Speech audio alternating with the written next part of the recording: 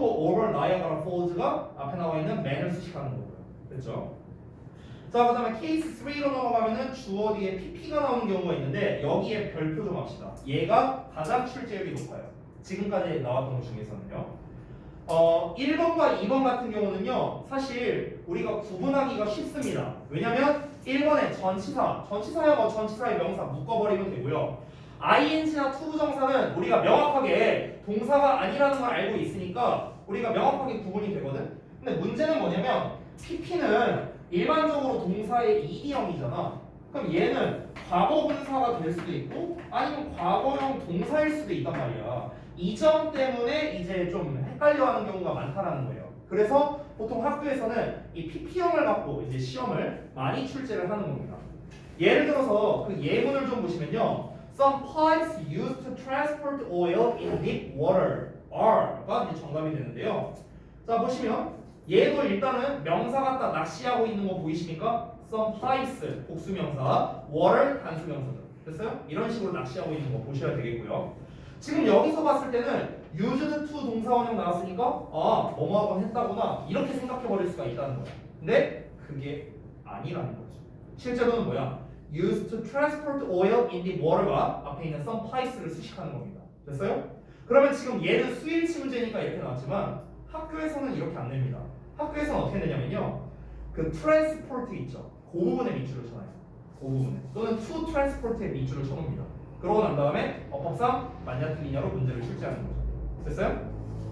실제 이 녀석의 문제 의도는 뭘까요? 그렇게 되면 used to 동사원형이 아니라 be used to 동사원형 써야 되냐, be used to ing 써야 되냐 이제 이런 문제로 가는 겁니다. 여기에서 문제에 대해서 조금 이제 첨언을 하자면요. 지금 예문에서 some pipes가 나와 있고 그 다음에 used to가 나와 있죠. 뒤에 동사 나와 있고요. 그러면은 지금 some pipe에 대응하는 동사는 여기 있고요. 지금 이 중간에 있는 놈은 얘를 수식하는 구조가 되는 거죠. used라는 pp가 수식을 하는 겁니다. 그러면은 이 과거분사가 이렇게 나와 있는데 사실 우리가 이 과거분사 앞에는요 주격 관계대명사와 시제가 뭐냐? 현재인가? 주격 관계대명사와 비동사가 생략돼 있다는 걸 알 수 있습니다. 됐어요? 이런 구조예요 실제로는. 주격 관계대명사와 비동사는 원래 세트로 생략이 되니까요. 됐어? 그럼 우리가 자세히 살펴보면 결국엔 뭡니까? be used to잖아요. 됐어요? 그러니까 뭐뭐 하건 했다라고 해석을 하면 안 되는 겁니다. 그게 아니라 뭐뭐 하기 위해 사용된 파이프 이렇게 해석이 되는 거죠. 됐어요? ing를 쓴다면 뭐뭐 하는데 익숙한 파이프 이렇게 해석이 되겠죠. 근데 파이프가 익숙하다는 것 자체가 말이 이상하니까 used to 동사원형이 정답이 되는 겁니다. 그렇죠? 이런 식으로 이제 시험에 많이 나온다는 거예요. 제가 이제 팁을 하나 드릴게요. 이 PP형이 나왔을 때 이제 요때가 이제 문제잖아요. 요거에 대한 팁을 하나 드리겠습니다. 여기 좀 치우고. 자, 풀이법은 아주 단순한데요. 이 PP형 주어 다음에 PP라고 안 쓸게요. 동사의 ed라고 쓸게요. 동사의 ed형이 나오고 동사 이렇게 문장 구조가 나왔다고 한번 쳐봅시다. 그러면은 우리 입장에서는 이 동사의 ed형이 과거형 동사인지 과거 분사인지 알 길이 없어요. 그거를 구분할 수 있는 쉬운 방법이 있습니다. 바로 무엇이냐면요. 뒤에 목적어가 있냐 없냐를 한번 확인해보세요. 목적어가 있냐. 됐어요? 그러니까 잘 봐봐. 뒤에 만약에 목적어가 나와 있어. 목적어가 있다는 거는 얘는 능동이라는 거야, 수동이라는 거야? 어려운 질문이었냐? 뒤에 목적어 있어. 그럼 능동이겠어, 수동이겠어? 능동이죠, 능동. 됐어요? 이형이 능동이라는 건 뭐예요? 이거 PP야 아니면 과거형 동사야? 과거형 동사라는 소리야. 됐어? PP는 수동이잖아. 됐어? 근데 얘 능동이라며. 왜 능동인데? 뒤에 목적어 있으니까. 됐어? 그러니까 이때 뒤에 목적어가 있으면 얘는 뭡니까? 이 ed는 과거형 동사라는 걸 우리가 손쉽게 알 수 있는 거예요. 됐어? 근데 뒤에 목적어가 안 나왔어. 그럼 얘는 뭐야? 수동이라는 걸 우리가 알 수 있는 거죠. 됐나요? 이런 식으로 쉽게 구분을 할 수 있습니다. 물론 이 구분을 할 때 여러분 주의점이 있습니다. 바로 무엇입니까? 자동사일 때요. 자동사는 수동태가 불가능하고 뒤에 어차피 목적어도 안 나오죠. 그렇죠? 그러면은 자동사의 ed형이 나왔다는 거는요. 그냥 볼 것도 없어요. 무조건 과거형 동사입니다. 무조건. 알겠어요? 왜냐면은 그 자리에는 우리가 ed형을 그러니까 과거분사를 쓸 수가 없으니까 수동형을 쓸 수가 없으니까요. 자동사는. 됐나요? 만약에 자동사 예를 들어서 happen 같은 단어가 나왔어. happened가 이렇게 나왔다 쳐봐. 그럼 happened는 어차피 뒤에 목적어를 안 받아요. 자동사니까요. 그렇지? 그럼 얘는 무조건 뭐일 수밖에 없다? 과거형 동사일 수밖에 없다라는 거야. 여기까지 됐지? 근데 만약에 시험 문제에서 여기에 밑줄을 쳐놨어. 여기에 밑줄을 쳐놨다고 쳐보자. 여기 주어 나왔고 여기 동사 나왔어. 그럼 얘는 당연히 어법상 틀리게 되는 거예요. 이때 어떻게 써야 돼? ing형으로 써줘야 되는 겁니다. happening이라는 형태로. 왜? 뭐뭐 어쩌고저쩌고 발생한 주어 이렇게 되는 거거든. 근데 다시 한번 말하지만 자동사는 수동형을 쓸 수 없으니까 ing형으로 고쳐줘야 된다는 거죠. 됐어요? 이런 식으로 또 문제를 출제할 수도 있다는 겁니다. 어쨌든 이번 파트는 스위치에 관련된 거니까 여기까지는 자세하게는 얘기를 안 할게요. 중요한 건 뭐다? 우리가 이 이기형을 잘 구분하는 게 이제 중요하다. 이거를 좀 강조하고 싶습니다. 자, 그 다음에 넘어가서 28쪽에 케이스 4를 보면요. 자, 관계사절이 나왔을 때 그리고 형용사 구가 나왔을 때입니다. 형용사도 써 있었네요. 제가 써놓은 거. 자, 관계사절은 사실 뭐 여러분이 워낙 많이 봐서 좀 많이 익숙할 것 같은데요. 사실 관계사절에서 중요한 거는요. 관계사절 뭐 대시나 위치나 where나 when이나 이런 게 나왔을 때는 저는 이때는 오히려 여러분이 구분을 잘 하신다고 생각을 합니다. 문제는 뭐냐면 관계사가 생략됐을 때예요. 관계사가 생략됐을 때 우리가 일반적으로 주격 관계대명사와 비동사가 세트로 나오거나 아니면 목적격 관계대명사는 생략이 가능하죠. 일반적으로. 그렇죠? 그러면은 제가 예전에 관계사를 설명할 때도 말씀드렸던 건데 관계사의 생략에서는요. 주격 플러스 비동사가 생략 가능하고 목적격이 생략 가능하고 이게 중요한 게 아니라 했어요. 그게 중요한 게 아니라 더 중요한 건 뭐냐면 생략되고 난 다음이 더 중요하다고 한 거예요. 생략되고 난 다음. 자, 그래서 그 부분에 대한 설명을 조금 추가로 하겠습니다. 생략에 대한 거. 자, 앞에는 일단 명사, 그냥 주어라고 쓸게요. 자, 주어가 나오고 예를 들어서 주격 관계대명사 플러스 비동사가 나오거나 또는 목적격 관계대명사가 나왔습니다. 얘네는 각각 생략이 가능하죠. 그럼 생략되고 난 다음이 중요하다 했잖아. 이 뒤에는 뭐가 나오냐고. 이 뒤에는 저 끝에 동사가 있다 쳐보면 요 중간에 뭐가 나와야 되는가? 이 주격 플러스 비동사 뒤에는 형용사 구의 형태가 나오거나 아니면 ing가 나오거나 아니면 과거분사 pp가 나오거나 마지막으로 전치사 더하기 명사가 나오거나 넷 중에 하나가 나옵니다. 넷 중에 하나. 일반적으로는 ing나 pp가 많이 나와요. 일반적으로는요. 근데 이 네 가지가 다 나올 수 있습니다. 됐어요? 그럼 결국에는 얘가 없다고 치면은 뭐랑 똑같아요? 형용사구 여기 ing, pp 여기 전명구, 전명구. 됐어요? 그럼 결국엔 똑같습니다. 자, 목적격 관계대명사는 뒤에 당연히 주어 동사만 나오겠죠. 목적어가 빠지겠죠. 됐어요? 위에 거는 사실 별로 신경 쓸 게 없어. 위에 거. 왜냐면 어차피 얘네들은 주어 뒤에 나올 수 있는 애들이거든. 어차피. 근데 주어 뒤에 주어 동사가 나오는 케이스는 지금은 일단 제가 안 썼죠. 왜? 이거는 관계사절이기 때문에 그렇습니다. 그러니까 주어 다음에 갑자기 주어 동사가 나왔다? 그러면은 뭐다? 아, 수식하는 거구나. 이렇게 좀 생각을 하면 좋겠다. 그러니까 사실 이 스위치 문제는요. 어법이긴 하지만 구문에 관련된 문제라고 보시는 게 좀 더 맞아요. 그러니까 구문 분석 실력에 따라 이 문제의 정답이 이제 달리게 된 겁니다. 됐죠? 자, 그다음에 마지막 케이스 5에 주어와 사리버 동사가 나오는데요. 이 사리버가 어떤 것들이 있는지 좀 잠깐 보자면요.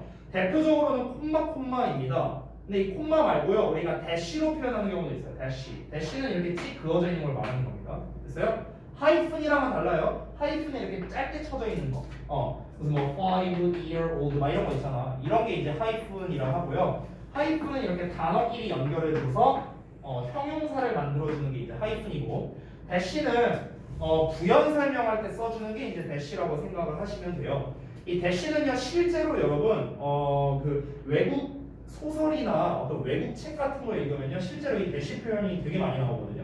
이 이제 번역판에서도 대쉬 표현이 상당히 많이 나온다는 것을 알 수 있습니다. 그래서 그냥 부연 설명용이다. 그래서 대쉬나 또는 콤마 이렇게 쓰는 경우도 있고요. 아니면은 이제 그 콤마 사이에 뭐 이제 관계사의 계속적 용법이라든가 아니면은 명사를 쓴다든가 뭐 분사구문 ing를 쓴다든가 뭐 여러 가지를 활용할 수가 있습니다. 근데 뭘 쓰던 간에 어쨌든 간 콤마는 한 세트라는 거예요. 됐어요? 그러니까 예문을 보자면 a cell 나와 있잖아. a cell. 거기 콤마 있죠? 저 뒤쪽 가보면 life functions 또 콤마 나왔죠? 그럼 거기까지 한 묶음하면 그냥 끝나버리는 거예요. 됐죠? 자, 그렇지만 계속해서 문제 나오는 패턴은 어떻다? 내가 말한 대로 나오고 있다. 처음에는 a cell 단수로 나왔는데 맨 뒤에 콤마 바로 앞에 뭐라 나왔어요? functions 복수로 나와 있는 거 보이시죠? 이렇게 계속해서 낚시를 거는 겁니다. 그래서 이게 바로 고등부 스타일의 정말 유치하고 치사하고 더러운 바로 그런 유형의 스위치 문제가 되는 겁니다. 됐죠? 자, 그래서 단순히 문제풀이로 접근한다면 어렵진 않아요. 알겠죠? 단순히 문제풀이로 접근하면. 자, 그래서 여기까지만 딱 볼게요. 오늘은요. 첫 시간이니까. 다음 시간에는 좀 더 자세히 볼 거고 숙제 시간이 그렇게 많이 없네요. 숙제를 좀 미리 말씀드리고 그 다음에 좀 그 여러분 데일리 검사랑 이런 걸 좀 할게요. 잠깐만요.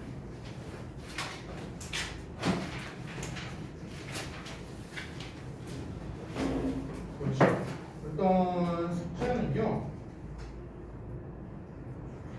24쪽부터 한번 해보자. 아 잠깐만요. 오늘 화요일이죠. 24쪽에 짜잘한 문제들이 있으니까 거기부터 해갖고요. 24부터 29까지 일단은 문제를 풀어보시고 그리고 여러분은요 이 교재 이후로부터는 제가 답지를 안 걷겠습니다. 답지 안 걷을 테니까요 문제 풀고요 채점까지 항상 해오세요. 숙제로 아시겠죠? 문제 풀고 그 다음에 채점을 하시고요. 그 다음에 이제 단어 모르는 단어 있으면 단어 조사 당연히 하셔야겠고 질문할 거 체크까지 하시면 되겠습니다. 자 그리고 그 여러분 문제 풀 때요. 지금 여기 스위치 파트는 사실 난이도가 낮기 때문에요. 페이지 29쪽 있죠. 29쪽만 추가로 뭘 하시면 되냐면요. 여기는 그 어법상의 근거를 좀 작성을 해보세요. 그리고 쏘리 내가 24에서 29 하나 얘기 안 했다. 구문 분석해야 돼요. 구문 분석이 중요한 것 같으니까. 됐죠? 해석은 제가 수업 시간에 직접 시켜볼 겁니다. 알겠죠? 그러니까 단어 조사나 구문 분석 이런 거 잘 해오시고요. 됐죠? 자, 숙제는 다 말씀드렸고 그러면은 그 데일리 검사 정도만 해야겠네요. 시간 관계상 이거 책을 좀 보고 싶었는데 아쉽게도 책 볼 시간이 없을 것 같아서 네, 데일리 검사하고 마무리하도록 하겠습니다. 데일리 검사하면서 질문할 거 있어서 이거? 네. 이거 상관없어. 이렇게 해도 돼. 얘도 사실 상관은 없는데 왜 에스크드를 쓴 거냐면은 이게 이제 인플로이가 임금을 올려달라고 얘기를 하는 거니까 이게 명령조라고 하긴 좀 어렵잖아. 플리즈라고 하는 거니까. 그러니까 아랫사람이 윗사람. 됐어요? 그러니까 예를 들어서 효린이가 쌤한테 쌤 숙제 좀 덜 내줘요. 뒤질래요? 이러진 않잖아. 그렇게 되면은 그러니까 약간 명령처럼 말하는 게 올더나 테리나 이런 녀석들. 좀 내주시면 안 돼요? 이렇게 부탁하는 어투이기 때문에 에스크가 좀 더 적절하다는 거죠. 그치? 자, 그 다음에 흥미도 똑같은 거고 그 다음에 시제 따스다.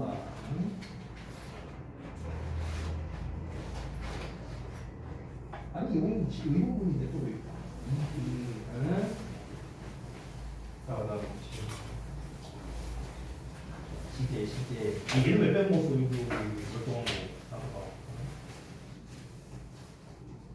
이거 들으면은 좀 무서워지는데 이제 이 올더를 쓰면 이제 채윤이가 야 숙제 좁게 안 내냐? 뒤질래? 이제 이렇게 되는 건데 네 그렇게 하지 마시고요. 오케이 잘했어요. 자 그다음에 시제 진짜 싫어. 박성훈 진짜. 자, 봐봐. 이거는 아니죠? 응? 이거 1번. 내가 뭐 계속해서 얘기했던 건데 명령조 느낌에 가깝기 때문에 플리즈냐. 쌤이랑 명령. 아니야. 직원이 그한테 말하는 거잖아. 네가 나한테 말하는 거야. 네가 나한테 명령조로 얘기하는 거야. 야, 숙제 적게 내라. 원장쌤한테 이거 돈 올려. 이게 말이 돼요 그게? 아버지가 제가 야 느꼈는데 제가 그렇게 아나운서는 아니고요. 내가 그렇게까지 막 그런 사람은 아닙니다. 자 아무튼 오늘도 고생들 많이 하셨습니다.